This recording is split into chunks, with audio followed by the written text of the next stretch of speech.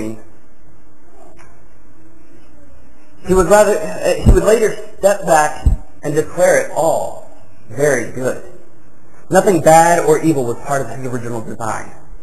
When God creates, his creation is good.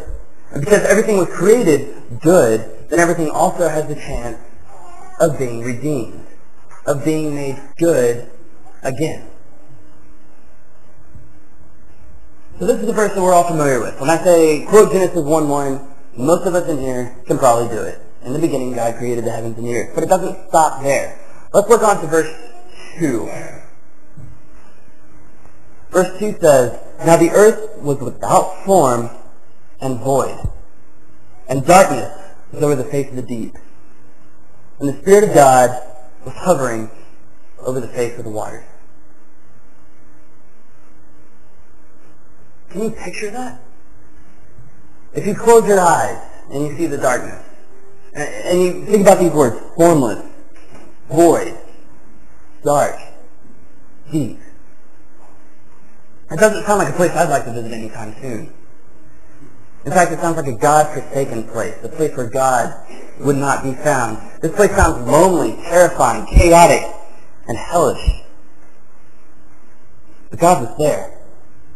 So often we picture the creation process as God sort of looking down at everything from his throne room and handing out marching orders. But God did not command from above. He came down to his creation. He was there in the midst of the chaos, the darkness, and the void. He was hovering above the face of the waters. It doesn't paint a very pretty picture right off the bat. But again, you can't stop there. You have to move on.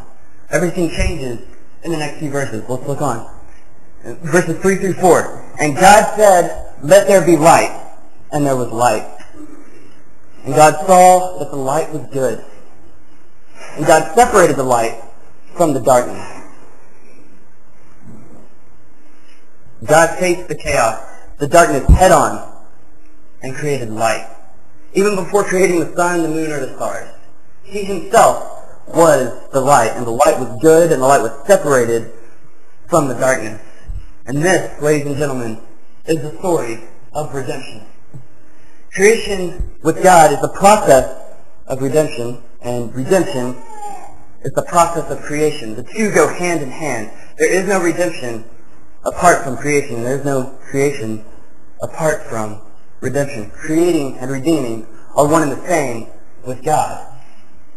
And in this verse, in the opening verses of the Bible, you see this redemption. You see chaos restrained. The darkness was vanquished in the light. And the void became filled with the presence of God, and all creation took on a whole new form. We see this process occur time and again with Adam and Eve, with Noah, with Abraham, the Exodus, at Mount Sinai, through the judges, through the kings, and even on into exile. Israel's history is the story of this redemptive creation.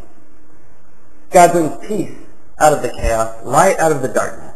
He brings the people out of slavery. He creates a nation out of nomads. The light of Jerusalem was intended to bring light to all the nations around them. Now let's get forward a few thousand years to a new beginning and a new creation. Jumping forward a few thousand years to the peak of the Roman Empire. Along comes this child, conceived out of wedlock, born to peasants from a no-name town on the outskirts of the empire. He was a child of no reputation, yet he would change the course of the world forever. This is how John describes this man called Jesus. If you look in John chapter 1, verses 1 and following. It says, "In the beginning was the Word, and the Word was with God, and the Word was God. He was with God in the beginning. Through him all things were made, and without him nothing was made that has been made. In him was light, and that light was the light of men. And the light shines in the darkness, and the darkness has neither understood it nor overcome it. And the true light that gives light to every man was coming into the world.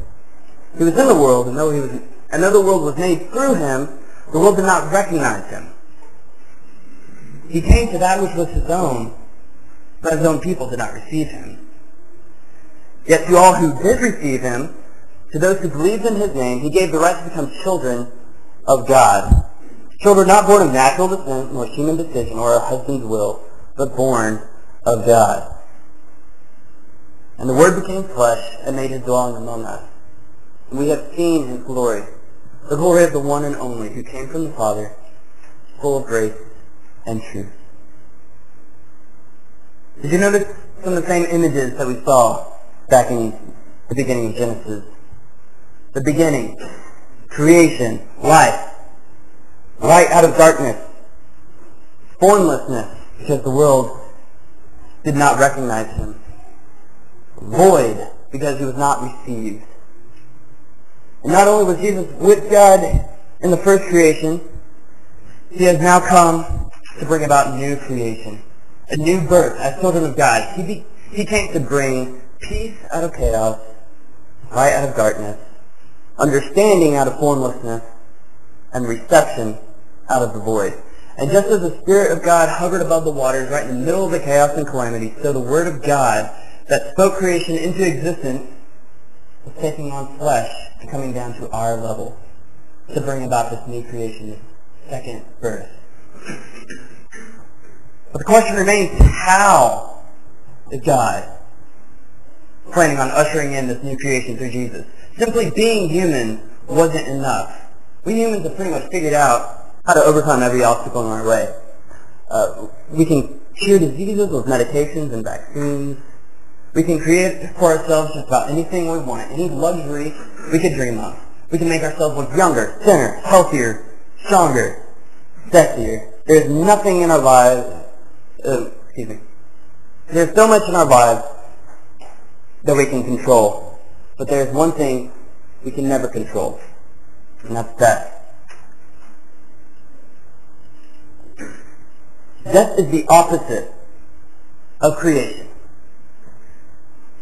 Death was unknown to this earth until the first humans sinned and distanced themselves from God. And death is the only enemy left to conquer. Death is the only hindrance to this new creation. And the only solution was to defeat death. Resurrection. Resurrection is the key to new creation and redemption. Jesus died, he was buried, and he was raised again to life, never to taste death a second time. Life out of death. That was the answer. Only by descending to earth, becoming human in every way, dying and then raising again, could God hope to redeem all of creation from the bondage of sin and death. And here's the really exciting part.